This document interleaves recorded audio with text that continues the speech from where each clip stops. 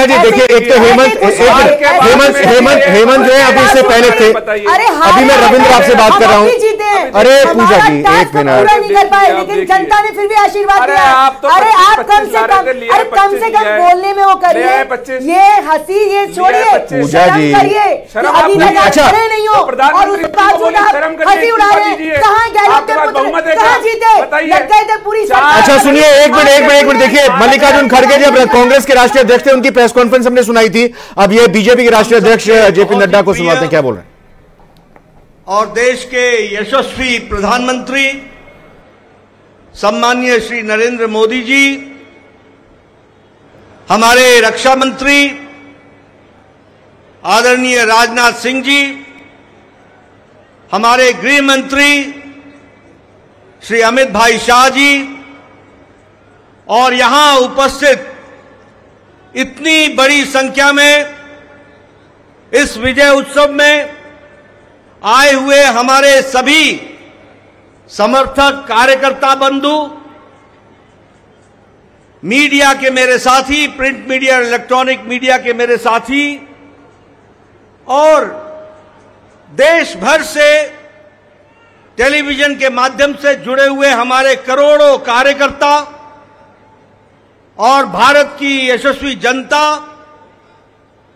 आज ये बहुत ही खुशी का विषय है कि आज इस धन्यवाद मोदी जी को देने के लिए और विजय उत्सव मनाने के लिए इतनी बड़ी संख्या में उत्साह के साथ आए हुए हैं कार्यकर्ता। आप सब लोगों की तरफ से और भारतीय जनता पार्टी के लाखों कार्यकर्ताओं की ओर से सबसे पहले इस कार्यक्रम में मैं आदरणीय प्रधानमंत्री मोदी जी का हार्दिक अभिनंदन करता हूं, स्वागत करता हूं।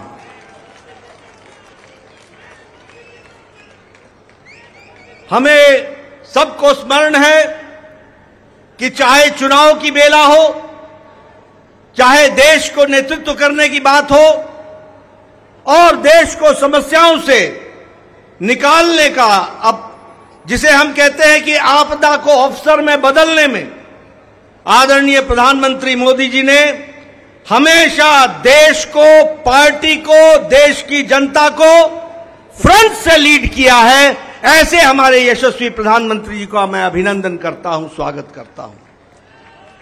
मैं आज सभी एनडीए के साथी दल और भारतीय जनता पार्टी के कार्यकर्ता, जिन्होंने अथक प्रयास के साथ पीछे कई महीनों से अथक प्रयास किया और एनडीए को जो जीत दिलाई है, उसके लिए मैं साथी दलों का और हमारे कार्यकर्ताओं का और साथी दलों के कार्यकर्ताओं का भी हार्दिक धन्यवाद देता हूं और उनका भी मैं अभिनंदन करता हूं।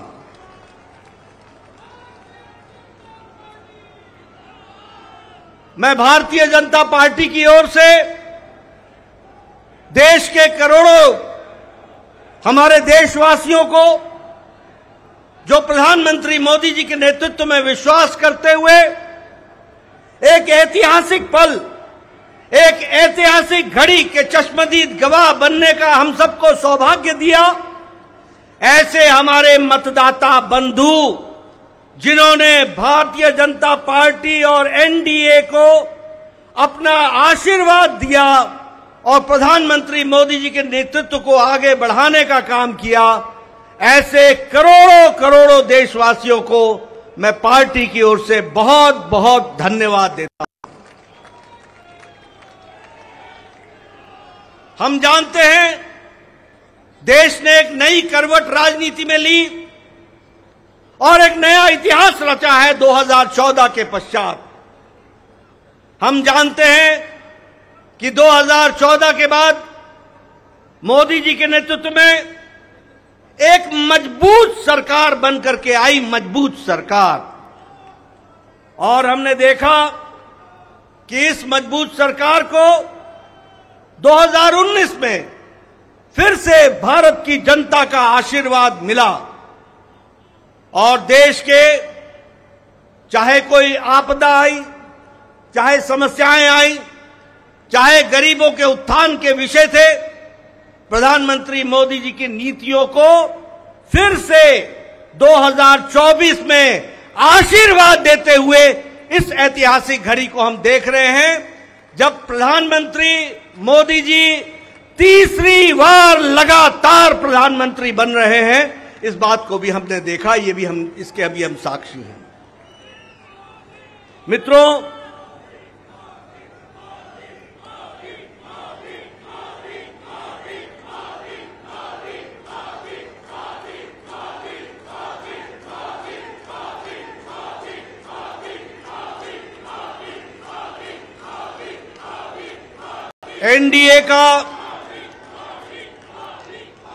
एनडीए का गठन के पश्चात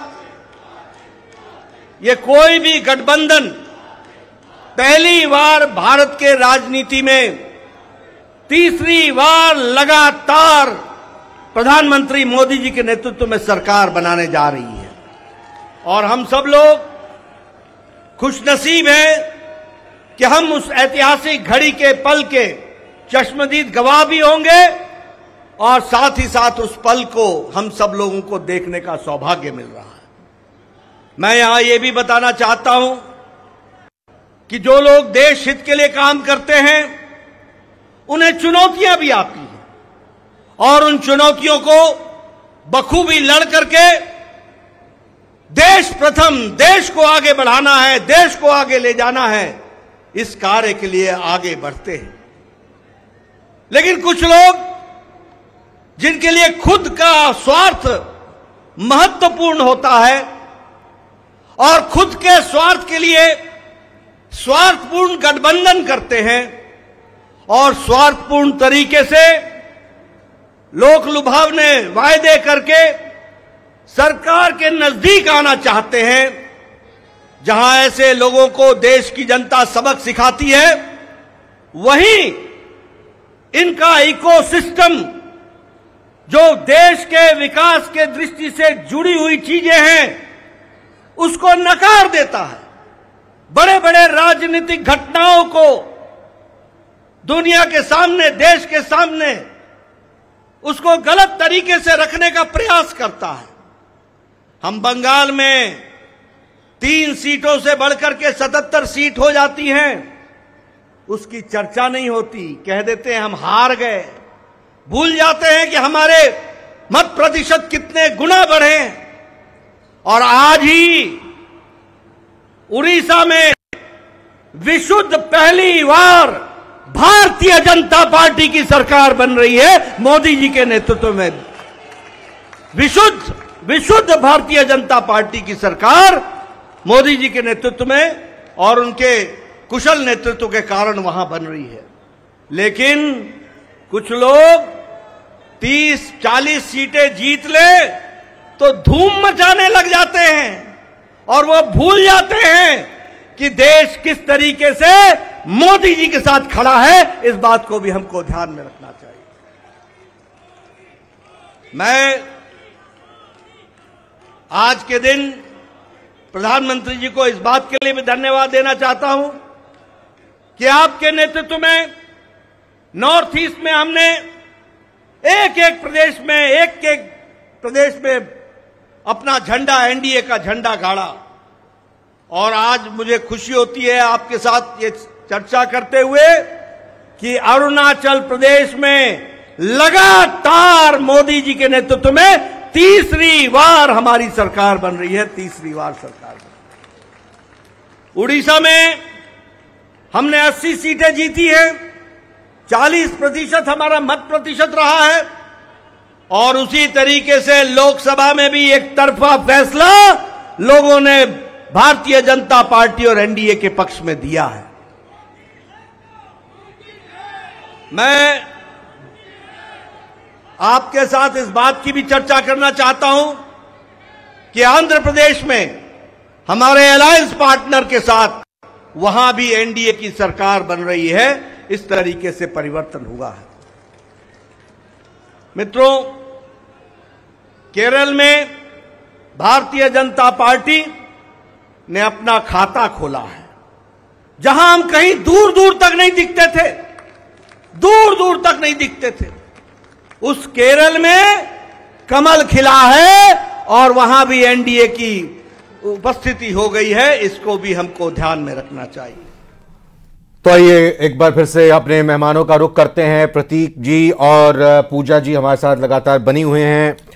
मैं संजय जी के पास आ रहा था और प्रतीक जी ने और अपनी बातें पूजा जी ने जिस तरह से रखी हैं, अभी संजय जी आप अभी तक जो जेपी नड्डा साहब को सुना, ये क्या डिकोड कर पाएंगे आप? एनडीए की बात वो कर रहे हैं, मोदी जी तीसरी बार पीएम बनने जा रहे हैं, ये एक बड़ी बात भी यहां पर उनकी तरफ से कही गई है। जी संजय सर। जी बिल्कुल, अब जेपी नड्डा जी ने तो ये ऑफिशियली कर दिया कि प्राइम मिनिस्टर के लिए तीसरी बार की दावेदारी की तैयारी कर रहे हैं मोदी जी, और पूरी तरह से आश्वस्त है कि जो पासा कांग्रेस ने फेंका था वो शायद उसको चलने नहीं देंगे।